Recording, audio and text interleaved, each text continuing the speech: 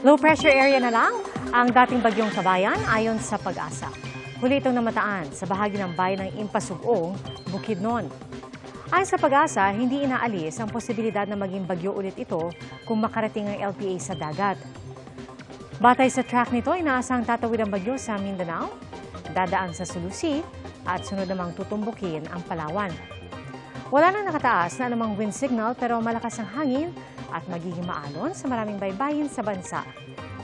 Bukod sa LPA, maghahatid din ng ulan ng shear line at hangin amihan sa iba pang bahagi ng bansa. Batay sa datos ng Metro Weather, inaasahang may malalakas na pag-ulan bukas sa Batanes, Aurora at Palawan. Sa Visayas naman, posibleng may pag-ulan sa Negros Provinces at Panay Island at malaking bahagi ng Mindanao. Sa Metro Manila, may tsansa pa rin ng pag-ulan bukas.